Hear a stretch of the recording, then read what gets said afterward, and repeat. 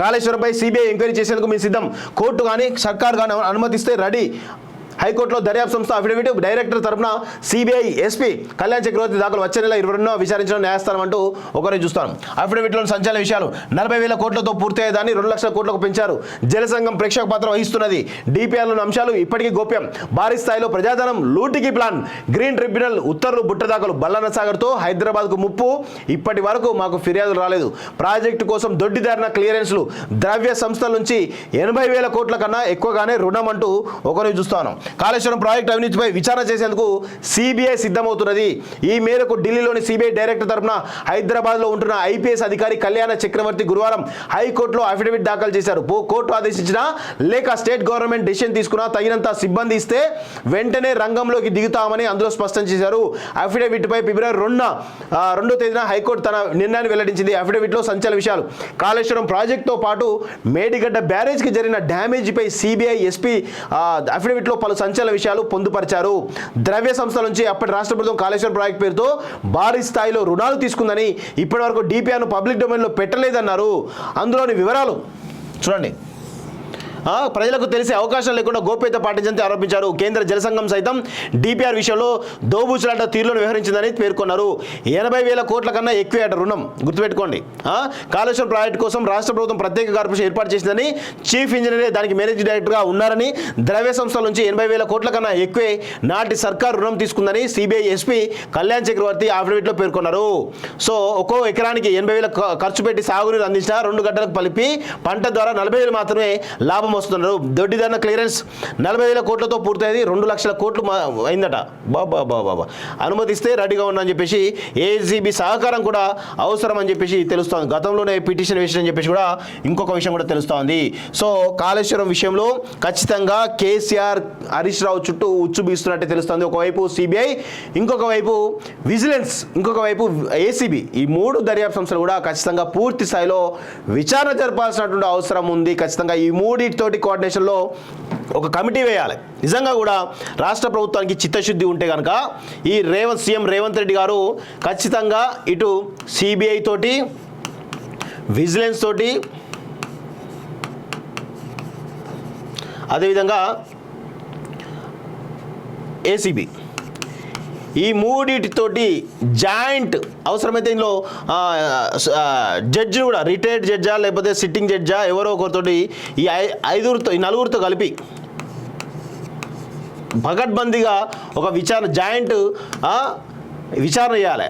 చేస్తే చాలా అద్భుతంగా ఉంటుంది. అన్ని రకాల ఇక్కడ మీకు అంటున్నారు కదా, సీఎం సిబిఐకి ఇస్తే బీజేపీ దోబుసులాడుతుంది, లేదంటే బీజేపీ అంటుంది వీళ్ళకి ఇస్తే వీళ్ళు కేసీఆర్తో అంటగాగుతారు అనే ఒక ఆరోపణ ఉంది కదా. ఇవన్నీ పక్కన పెట్టండి. ఈ 4 తోటి జాయింట్ విచారణ ఏర్పాటు చేయండి. జాయింట్ విచారణ కనుక ఏర్పాటు చేస్తే అటు బీజేపీ కానీ కాంగ్రెస్ కానీ ఎవరికి కూడా అనుమానాలు ఉండవు.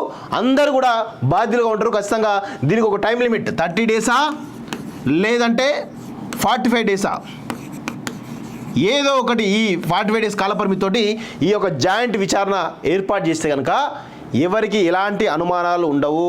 ఖచ్చితంగా సీఎం కానీ ఇటు ప్రతిపక్షాలు కానీ ప్రతి ఒక్కరు కూడా ఈ యొక్క నా ప్రపోజల్ చూడండి ఒకసారి. సిబిఐ ఎంక్వైరీ జరగాలి, సిబిఐ తోటి, విజిలెన్స్ తోటి, ఏసీబీ తోటి, సిట్టింగ్ జడ్జి, ఈ పాసిబిలిటీ అంశాలు ఏవైతే ఉన్నాయో వీటన్నిటితోటి జాయింట్ విచారణ, కాల పరిమితితో కూడినటువంటి జాయింట్ విచారణ కాళేశ్వరం పైన చేపడితే కనుక ఖచ్చితంగా కేసీఆర్ మరియు హరీష్ రావు, అదేవిధంగా వీళ్ళందరూ, మెగా కృష్ణారెడ్డి, వీళ్ళందరూ కూడా శిక్షించబడతారు. ప్రజలకు వాస్తవాలు తెలుస్తాయి. లేదంటే మాత్రం కొన్ని ప్రయోజనాలు, కాంగ్రెస్ కొన్ని ప్రయోజనాల కోసం దీన్ని వాడుకుంటుంది, బీజేపీ కొన్ని ప్రయోజనాల కోసం దీన్ని వాడుకుంటుంది. ఇట్లా వాడుకొని ఎవరికి వాళ్ళుగా స్వార్థ రాజకీయ ప్రయోజనాలు, ఆర్థిక ప్రయోజనాల కోసం చూస్తారు తప్ప వేరే ఉద్దేశం ఏం లేదని స్పష్టంగా తెలుస్తుంది. ప్రజలకు వాస్తవాలు తెలియాలంటే ఈ విధంగా జాయింట్ విచారణ చేయాలని చెప్పేసి కూడా ఒక సూచన ప్రజల ముందు ఉంచుతున్నాను. ఈ డిమాండ్తో మనందరం కూడా డిమాండ్ చేయాలని చెప్పేసి కూడా కోరుతా ఉన్నాను. కాళేశ్వరంపై సిబిఐ ఎంక్వైరీ చేసేందుకు మేము సిద్ధం. కోర్టు కానీ సర్కార్ కానీ అనుమతిస్తే రెడీ.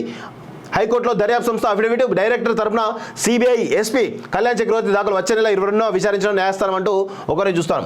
అఫిడవిట్లోని సంచలన విషయాలు 40,000 కోట్లతో పూర్తయ్యేదాన్ని 2 లక్షల కోట్లకు పెంచారు. జలసంఘం ప్రేక్షక పాత్ర వహిస్తున్నది. డిపిఆర్లోని అంశాలు ఇప్పటికీ గోప్యం. భారీ స్థాయిలో ప్రజాధనం లూటికి ప్లాన్. గ్రీన్ ట్రిబ్యునల్ ఉత్తర్వులు బుట్ట దాఖలు. బల్లన్న సాగర్తో హైదరాబాద్కు ముప్పు. ఇప్పటి వరకు మాకు ఫిర్యాదులు రాలేదు. ప్రాజెక్టు కోసం దొడ్డిదారిన క్లియరెన్స్లు. ద్రవ్య సంస్థల నుంచి 80,000 కోట్ల కన్నా ఎక్కువగానే రుణం అంటూ ఒకరు చూస్తాను. కాళేశ్వరం ప్రాజెక్టు అవినీతిపై విచారణ చేసేందుకు సిబిఐ సిద్ధమవుతున్నది. ఈ మేరకు ఢిల్లీలోని సిబిఐ డైరెక్టర్ తరపున హైదరాబాద్లో ఉంటున్న ఐపీఎస్ అధికారి కళ్యాణ చక్రవర్తి గురువారం హైకోర్టులో అఫిడవిట్ దాఖలు చేశారు. కోర్టు ఆదేశించినా లేక స్టేట్ గవర్నమెంట్ డిసిషన్ తీసుకున్నా తగినంత సిబ్బంది ఇస్తే వెంటనే రంగంలోకి దిగుతామని అందులో స్పష్టం చేశారు.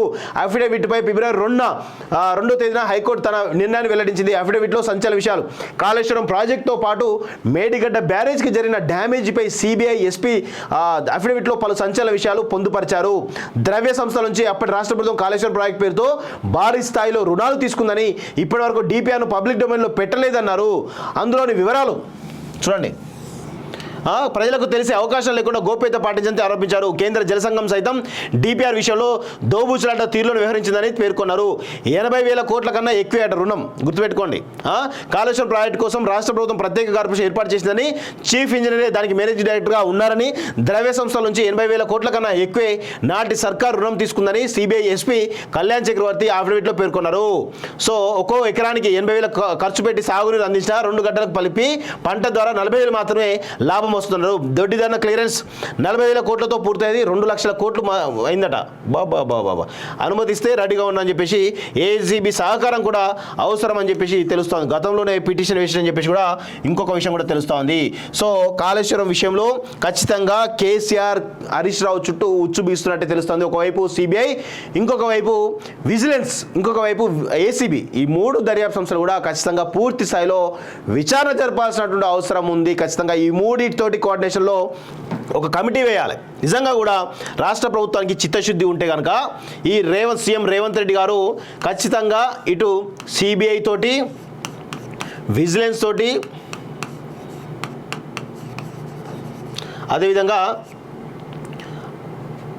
ఏసీబీ, ఈ 3తోటి జాయింట్ అవసరమైతే ఇందులో జడ్జి కూడా రిటైర్డ్ జడ్జా లేకపోతే సిట్టింగ్ జడ్జా ఎవరో ఒకరితోటి ఈ 4 కలిపి